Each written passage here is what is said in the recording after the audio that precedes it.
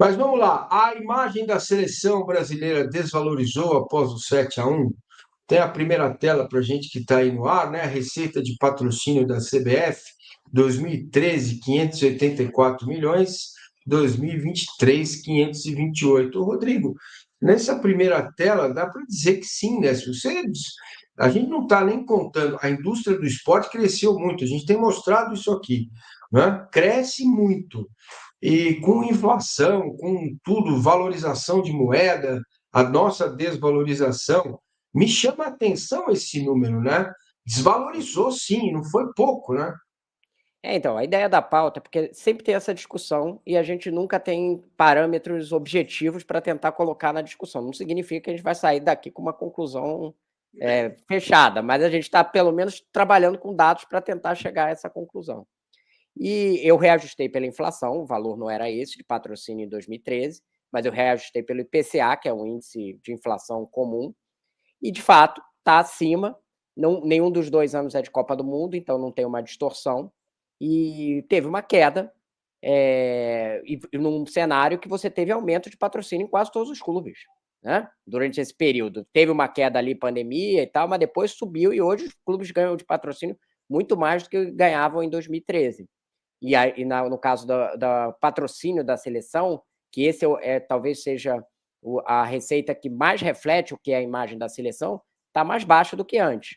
Tem um fator só de ressalva que eu acho que a gente deve colocar, é que o contrato da Nike, que é o contrato mais valioso da CBF, de fornecedor de material esportivo, ele está quase no final e ele está defasado em relação ao mercado mundial. Ele vai acabar em 2026, a CBF já tem propostas aí de Adidas e Puma, né? Tem sondagens barra propostas e vai ter também a negociação de renovação com a Nike, que tem preferência. Então, aí pode se dar um salto e se tornar maior o valor mais para frente. Mas hoje, e aí outra coisa que a gente tem que lembrar é que além do desempenho da seleção, a partir do 7-1, que foi muito mais de fracassos, com exceção do título de 2019 da Copa América, né, com o Tite, teve um escândalo de corrupção na CBF. Em 2015, o presidente José Maria Marim foi preso e depois todos os outros dirigentes, antes do Edinaldo, tiveram envolvidos em escândalos, né? O Caboclo saiu por assédio, o Marco Polo Del Nero não podia mais viajar e teve que ser banido, porque estava banido da FIFA, e o Marim preso. Então, eram 3 presidentes que tiveram em situação de escândalo de corrupção. Então, você junta uma coisa de falta de resultados que não eram tão bons. Não dá para dizer que uma Copa América não é um título, mas o Brasil foi campeão da Copa América, teve um vice-campeonato, ficou sempre nas quartas de final da Copa do Mundo. Essa decepção grande, um desempenho abaixo que a gente tem visto. Junta essas 2 coisas no caldeirão e explica um pouco o porquê hoje o patrocínio está mais baixo, e tem esse fator da Nike também que a gente tem que ressalvar. Eu acho que tem um peso importante a questão dos escândalos. Eu acho que não, assim, é o que o Rodrigo falou. A seleção se desvalorizou. Tem uma soma de fatores. Tem o 7-1 em si, tem que ter conquistado um título só nos últimos 10 anos, a Copa América de 2019, tem os escândalos recentes. E o escândalo do Caboclo é muito pesado. É muito pesado. Ele saiu acusado de assédio sexual e moral. Os outros também são muito pesados. Mas cara, o Brasil teve. Você pensar que a seleção brasileira tem uma crise técnica e a gente atribuir a crise técnica só à falta de talento de uma geração é inacreditável, pensando que a seleção brasileira, a CBF, teve 4 presidentes, todos depostos nos últimos 10 anos. Inclusive o atual presidente, que foi deposto, né? Que foi retirado do cargo e depois voltou por uma medida liminar, que está no cargo por uma medida liminar. Antigamente, BBC, quando os caras chegavam em casa depois do trabalho na roça, tinha aquele lugar onde você pendurava o chapéu, né, a roupa que estava meio empoeirada. Na CBF tem o porta-tornozeleira eletrônica. Vai lá, chega, bota a tornozeleira eletrônica e entra para trabalhar. Tem tudo a ver com isso, sim, também, com a imagem, com o compliance de um mundo hoje que não suporta, que não aguenta mais esse tipo de comportamento. Olha aí, imagem da seleção brasileira desvalorizou após o 7-1. Esse é o nosso tema, nossa proposta inicial do programa. Receita de TV da CBF 2013, 238 milhões. 2023, 538 milhões. Apesar do aumento em mais de 100%, Rodrigo, eu ainda acho que não acompanhou os outros, como os especialistas gostam de dizer, players, né, do futebol, do esporte em si, da indústria do esporte, que cresceu muito mais que isso, né? Então a CBF está ficando menor, está ficando pequena, Rodrigo. Então, eu vou só fazer uma ponderação aqui com o PVC, que de fato são 4 presidentes que geraram. Eu só acho que o caso do Edinaldo tem uma controvérsia ali jurídica, é um pouco diferente dos outros 3 que tiveram envolvidos em escândalos postos, né? O dele tem uma discussão jurídica, ele não se envolveu em nenhum escândalo na gestão Sim. dele, né? Acho que isso a gente tem que. Mas concordo com o PVC que causa uma questão, porque causa uma imagem de bagunça. A própria questão lá do Ancelotti, ele acabou não vindo muito. Uma parte foi por isso, né? Porque estava uma bagunça ali posta. A receita de TV, a gente, de novo, tem que contextualizar. Teve esse aumento, só que esse aumento é muito também por causa da Copa do Brasil, que não é a imagem da seleção. É competição de clubes. A Copa do Brasil teve uma explosão de receita de contrato dela com a Globo. Cresceu bastante. É uma competição que mudou de patamar, como a linguagem que já foi usada nesse período. Então, é um impacto muito de futebol de clube. Se você olhar quanto vale cada jogo da seleção, ele ainda é um jogo muito valioso, mais valioso do que um jogo do Campeonato Brasileiro, por exemplo. Sei lá, 2,5 milhões de dólares cada que é pago por um jogo desse, de eliminatória. Mas não teve um crescimento exponencial como aconteceu no mercado mundial em relação a direitos de TV nesse período. Hoje, até os direitos de TV estão meio estagnados mundialmente. Mas durante esse período de 10 anos, eles tiveram um crescimento muito grande. E os jogos da seleção não acompanharam. A Copa do Brasil, sim. O que até mostra um pouco esse balanço nosso de que o futebol de clubes cresceu, não é o nosso tema aqui, mas ele cresceu durante esses 10 anos, financeiramente, mesmo dentro de campo, é a minha visão. E o da CBF ou ficou parado, que eu acho que é o caso da receita de TV, ou deu uma recuada. Então, tem esse... Rodrigo, eu acho que, lendo agora, os números que são de aumento de 100%, a gente tem que considerar o peso aí da Copa do Brasil. Então, levando em consideração que neste modelo não está só a seleção brasileira, o crescimento é bem baixo, né? Se você olhar só para a seleção brasileira, PVC, o crescimento em relação a 2013, ele fica muito, muito tacanho. Pessoal, por gentileza, deixa o like aí, se inscreve no canal. É importante você participar com a gente, mandar a sua pergunta. O pessoal a discussão é muito quente, a rodada foi muito quente, mas o nosso foco aqui é falar de finanças, falar de seleção brasileira, CBF, ingresso popular, que é o nosso tema na sequência. Mas eu queria te ouvir também, PVC. Eu acho que está ficando cada vez mais claro aquela sua ideia, aquele seu sonho, PVC, da Liga. Oh, rapaz, hein? Que coisa! Da árvore. Essa reflexão que o Rodrigo está trazendo para a gente, ela é muito importante e tem que fazer a CBF pensar. Quer falar do próximo gráfico, Rodrigo? Não, pode só abrir, vamos terminar o próximo. O Rodrigo entra na sequência.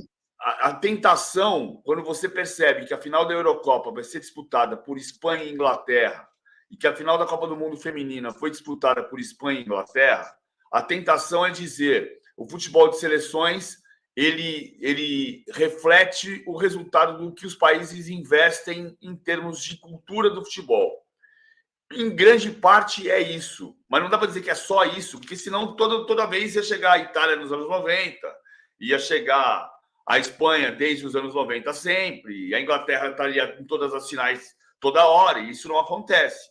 Mas neste momento é muito impactante perceber que a final da Copa do Mundo Feminina e que a final da Eurocopa são entre os dois países das ligas mais vistas do mundo, e que isso se reflete, isso tem um pouco a ver, não tudo, com o fato de você criar uma cultura do jogo que se espalha pelas pessoas. sejam técnicos, dirigentes, jogadores, jornalistas, torcedores, né? Quando o Klopp, lá da Inglaterra, diz que no Brasil se troca mais de técnico que de roupa íntima, é porque ele está vendo que a nossa cultura aqui está defasada. Então, e esse é o ponto para a gente pensar. Isso dá dinheiro.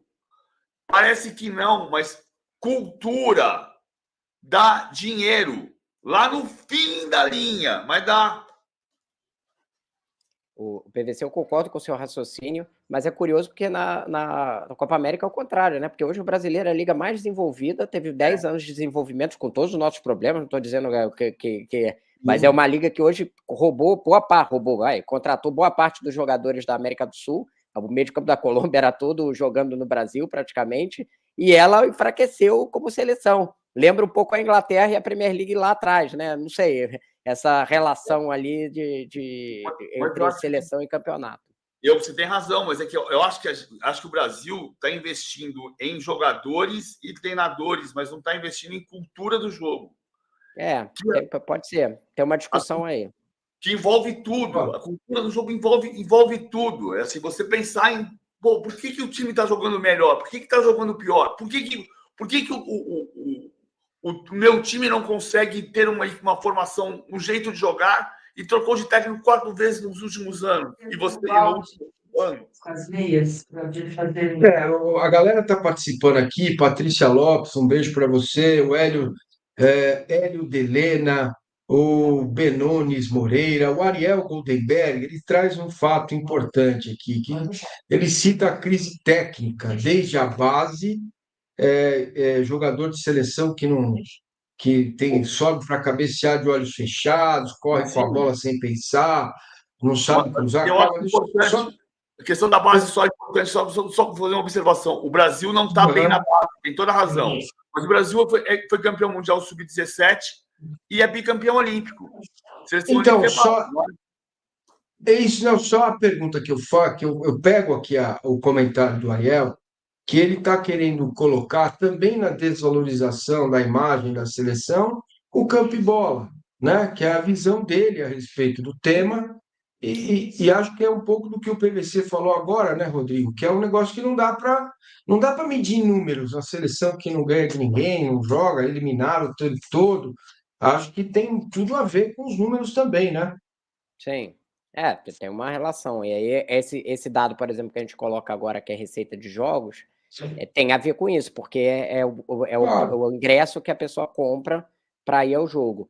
Só tem uma mudança de modelo da CBF de 2013 para cá, que antes a CBF vendia os seus amistosos, e aí, com a venda dos seus amistosos, ela ganhava mais. Então, esse fator específico é muito mais explicado pela mudança do modelo, que, na minha visão, foi saudável, porque a CBF começou a ter o controle sobre seus jogos e poder jogar mais contra a Inglaterra, a Espanha e tal, e não ficar submetido à agenda da empresa XYZ que compra os direitos dos amistosos da seleção.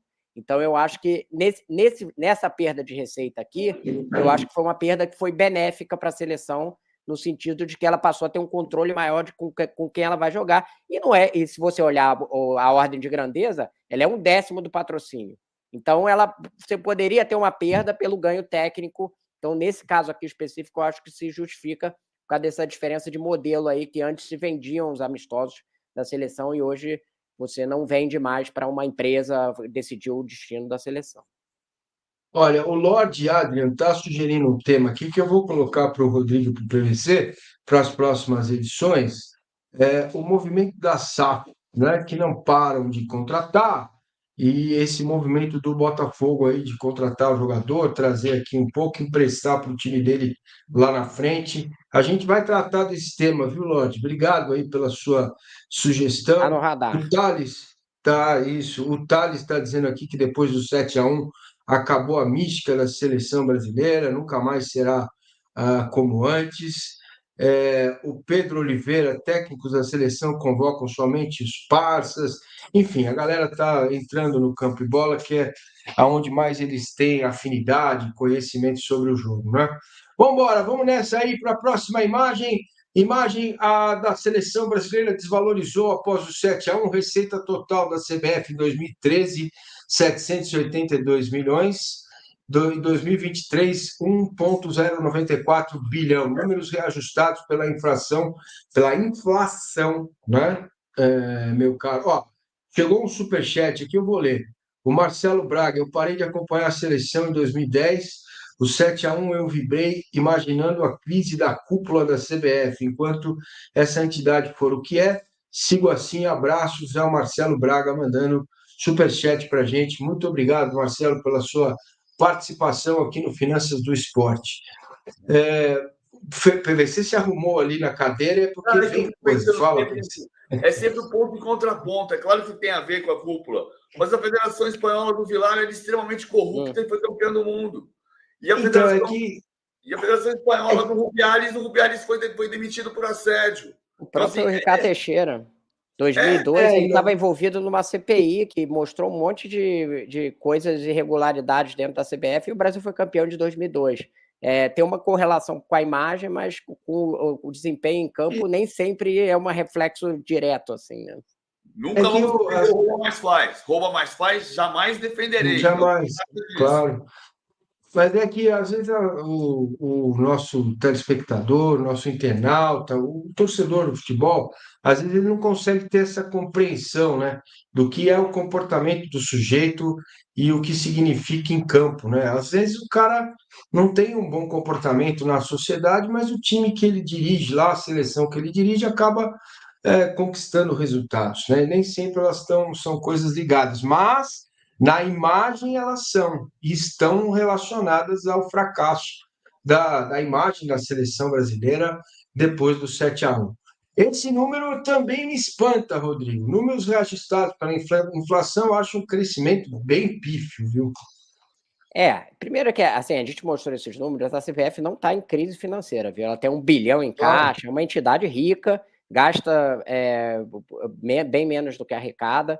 É uma entidade que tem dinheiro hoje. Eu acho até que com 1 bilhão em caixa ela poderia gerar um ramo de investimento no futebol brasileiro, até um volume de investimento até maior do que gera hoje em dia. E teve uma evolução de receita real, contando o total, inclusive de 2023 não estão as receitas financeiras, porque a CBF tem muita aplicação, né? Então seria mais dinheiro ainda, né? Se botasse as receitas financeiras, mas a gente está se atendo ao que efetivamente se ganha.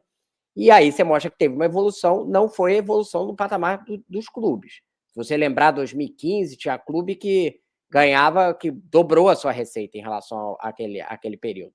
Né? Teve o futebol brasileiro, em geral, evoluiu mais do que a CBF em termos de receita. Mas ela teve uma evolução. E aí se explica por essas outras coisas que não estão diretamente ligadas à seleção em si, que é os contratos de Copa do Brasil, naming rights do brasileiro, que são coisas que a CBF que controla, a própria questão dos direitos de TV da seleção, que embora não tenham tido uma grande evolução, acaba sendo levado um pouco pelo mercado, né? Então, tem alguma estagnação, mas alguma evolução também em termos de dólar, tem contratos dolarizados, enfim. Então, a receita da CBF é bem significativa, mas hoje a receita da CBF está batendo parecido com a do Flamengo.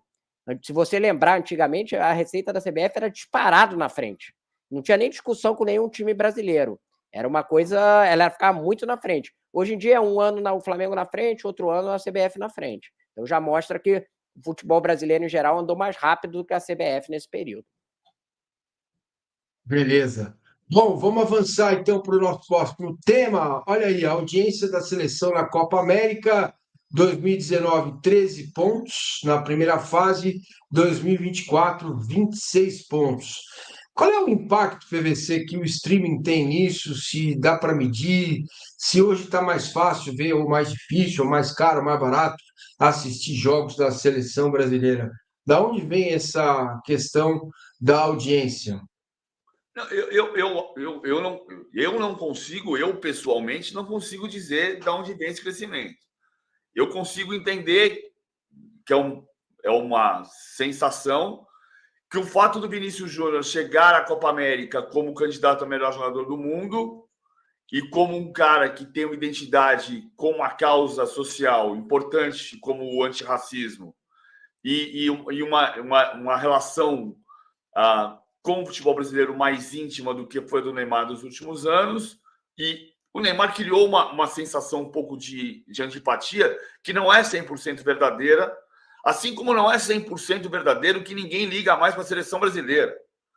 O Brasil eu quis botar o número para isso, o PVC. Tipo assim, a pontuação que eu ia fazer. Bom, esses números são da Globo, só para explicar, que eles me passaram anteriormente. Eu também não consigo explicar como é que houve o crescimento, assim como o PVC, eu não tenho nenhuma tese sobre isso. Mas eu queria mostrar isso porque a seleção, ao contrário do que a gente prega, ela desperta muita atenção, ela para o país ainda. A questão é, as pessoas, quanto que elas estão dispostas a pagar pela seleção que elas ainda prestam atenção. Quanto que a imagem aconteceu. Mas elas ainda é um fator cultural importantíssimo dentro da nossa sociedade. A questão é como as pessoas percebem isso. Elas todas estão prestando atenção, mas muita gente está vendo de forma negativa. Eu acho que é essa a discussão. Mas ninguém presta mais atenção na seleção brasileira, não se confirma nos números e na realidade posta em cada jogo do Brasil, que é sempre muito... A audiência é altíssima. Tem uma certa arrogância da gente dizer que num país de 207 milhões de habitantes, ninguém mais... Calma, cara, o país está dividido politicamente, o país está dividido em tantas questões, não vai estar dividido na seleção brasileira, não vai ter gente que gosta, gente que não gosta, gente que gosta de futebol, gente que não liga, gente que prefere torcer para a Holanda, como o Rodrigo Bueno, gente que prefere torcer para... e gente que torce para o Brasil. Cara, tem muita gente... Você vê como liga para a seleção e como dá resultado isso e como pode ser mais dinheiro.